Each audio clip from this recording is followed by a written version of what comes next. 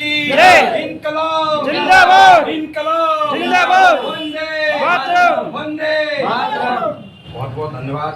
सबसे पहले तो मैं सभी को बधाई देता हूँ कि आप सब लोग आए और इतने सारे लोग आए। जब अरविंद केजरीवाल जी ने आम आदमी पार्टी की शुरुआत की थी दिल्ली में, तो वो सिर्फ दो लोग थे, सिसोदिया जी थे और अरविंद केजरीवाल जी थे। इसके बाद पूरे भारत देश में अपनी आम आदमी पार्टी है। साथियों, ना मेरी काऊ से दोस्ती है और ना काऊ से मुझे बैर है। ना काऊ से दोस्ती और ना काऊ से बैर। ये प्रभारी जी भी कहते हैं, जो अभी अपन मध्य प्रदेश के प्रभारी जितेंद्र सिंह तोमर जी। और ये बात हर आदमी कहेगा जो कट्टर ईमानदार है। देखो, जो ईमानदार होगा उसके ऊपर तो आपको क्वेश्चन मार्क हो गई होगा, क्योंकि देखो हमारी जो टोपी है ना, ये टोपी हमारी सबसे बड़ी पहचान है और जो टोपी वही पहन सकता है जो कट्टर ईमानदार आदमी है। तो पार्टी की विचारधारा भी यही है। पार्टी की विचारधारा क्या है, मैं हर भाषण में इसलिए बोलता हूँ क्योंकि है ना, ये हम कट्टरवादी लोग हैं। पहली हमारी विचारधारा है कट्टर ईमानदारी। कोई हमसे ये नहीं कह सकता कि प्रमोद शर्मा ने 2 रुपए मेरा खा गया, 10 रुपए खा गया, 100 रुपए खा गया, क्योंकि हम कट्टर ईमानदार लोग हैं। हम किसी से ना रिश्वत दे सकते हैं और ना किसी से ले सकते हैं रिश्वत। ये हमारा पहला काम है। और ये बात अरविंद केजरीवाल जी बहुत सोच समझ के सब लोगों ने डिसाइड करके लिखा है कि कट्टर ईमानदार मतलब कट्टर ईमानदार। कोई आपका 1 रुपए का आपका इल्जाम नहीं लगा सकता है कि ये मेरा प्रमोद शर्मा ने पैसा खा गया या भदौरिया जी ने मेरा पैसा ले लिया। दूसरी विचारधारा है हमारी कट्टर देशभक्ति। कट्टर देशभक्ति मतलब देश के लिए जान देना पड़ेगा आपको। जैसा अभी कह रहे थे कि भगत सिंह ने 23 साल की उम्र में फांसी के फंदे पे झूल गया था। विदिशा सांस्कृतिक भवन में पुस्तक मेला लगा था, मैंने भगत सिंह की 3 किताबें खरीदी। केजरीवाल जी ने गाइड किया था कि भगत सिंह की जेल डायरी पढ़ना, क्योंकि 23 साल की उम्र में भगत सिंह ने फांसी के फंदे पे झूल गया था। उसको पता, उसकी माँ भी थी, उसकी बहन भी थी, उसके सब थे। उसने चिंता नहीं की थी, लेकिन उसे ये पता नहीं था कि जब हमारा देश आज़ाद होगा तो फिर देश कैसे हाथों में चला जाएगा। और तीसरी हमारी विचारधारा है इंसानियत। हमारे लिए इंसानियत बोले तो इंसान से इंसान का भाईचारा, यही हमारा पैगाम है। हमारे लिए किसी से कोई लड़ाई झगड़ा नहीं है, हमारे किसी से कोई दुश्मनी नहीं है, हमारे लिए सब बराबर हैं। हमारे लिए अभिषेक धाकड़ साहब हैं, हमारे लिए दलित समाज भी हमारे लिए पूज्य है, क्योंकि अम्बेडकर जी के हम लोग समर्थक हैं, शुभचिंतक हैं। अम्बेडकर जी ने हमको वोट डालने का अधिकार दिया था।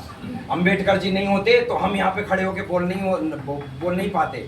हमको बोलने नहीं दिया जाता, हमारी आवाज़ को दबा दिया जाता यदि अम्बेडकर जी ने हमारे लिए आवाज़ नहीं उठाई होती। तो जब संविधान बन रहा था तो बड़े बड़े लोगों ने कहा था, बड़े बड़े जात के लोगों ने कहा था कि नहीं, हम तो भैया वोट तो कोई डालेगा जो पढ़ा लिखा होगा, जो पैसे वाला होगा, वो वोट डालेगा। तो अम्बेडकर जी ने इस बात को रखा था। अम्बेडकर जी ने कहा था कि नहीं, वोट तो भैया सब लोग डालेंगे। अगर उन लोगों ने वोट का अधिकार नहीं दिया होता तो आज भी हम किसी अंग्रेज के यहाँ पे चपरासीगिरी का काम कर रहे होते। वोट का अधिकार हमें अम्बेडकर जी ने दिया है। हम उनका बहुत ही तहे दिल से सम्मान करते हैं। वो हमारे लिए भगवान है और हमेशा रहेंगे। और भगत सिंह को आम आदमी पार्टी मानती है। भगत सिंह ने 23 साल की उम्र में फांसी के फंदे पे झूल गया था। उसकी माँ जब मिलने गई, जब उसको फांसी की सजा हो गई, तो माँ बोली कि बेटा तू तो मर जाएगा, अब तेरी बहन का क्या होगा, मेरा क्या होगा, मैं क्या। तो भगत सिंह ने कहा था कि माँ मैं आऊँगा, लौट के आऊँगा मैं। तो माँ ने कहा कि बेटा मैं कैसे पहचानूंगी तू आ गया। तो भगत सिंह ने कहा था कि माँ जब देश के लिए कोई मरने के लिए तैयार हो तो समझ लेना मैं आ गया।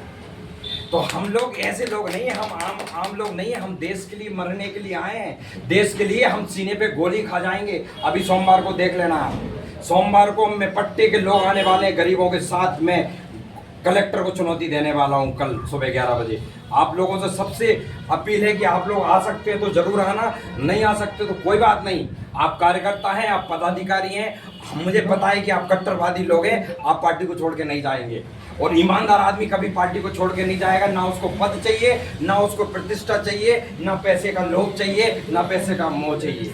मैं आम आदमी पार्टी में कैसे आ गया, मैं आम आदमी पार्टी में आज नहीं आया हूँ, मैं 11-12 में जब मैं पूना में था तब मैंने आम आदमी पार्टी की सदस्यता ग्रहण की थी, मेरी और मेरी वाइफ ने आम आदमी पार्टी की तभी सदस्यता ग्रहण कर ली थी। तभी से मेरी आग लगी है, 11-12 से आग लगी थी कि यार मुझे कभी ना कभी आम आदमी पार्टी में काम करने का मौका मिलेगा। मुझे पता थोड़ी था कि मेरे को आम आदमी पार्टी इतने सर पे बैठा लेगी, मेरे को जिलाध्यक्ष बना देगी। मुझे कोई तमन्ना नहीं है कोई जिलाध्यक्ष बनने की, ना मुझे तमन्ना है ना कभी रहेगी। मैं पार्टी का कट्टर समर्थक हूँ और रहूंगा। पद किसी का परमानेंट नहीं होता। आज श्याम है, आज अभिषेक है, आज वर्षा है, आज भदौरिया जी हैं, कल अर्जुन सिंह मीना होंगे, कमलेश कुशवाहा होंगे, ठाकरे साहब होंगे। कोई किसी का परमानेंट नहीं होता। और हमारे कानून में है, हमारे कानून में, आम आदमी पार्टी के कानून में 2 बार जो जिलाध्यक्ष रह जाए वो तीसरी बार बन ही नहीं सकता। अब तो मैं जिलाध्यक्ष बन ही नहीं सकता, अब मैं चाह के भी नहीं बन पाऊंगा, क्योंकि हमारे संविधान में ही ऐसा लिखा है आम आदमी पार्टी के। ये मेरा लास्ट चांस है और जब तक मैं पार्टी में हूँ तब तक मैं लोगों को जागरूक करता रहूंगा और मैं लोगों को साथ लेके चलूंगा।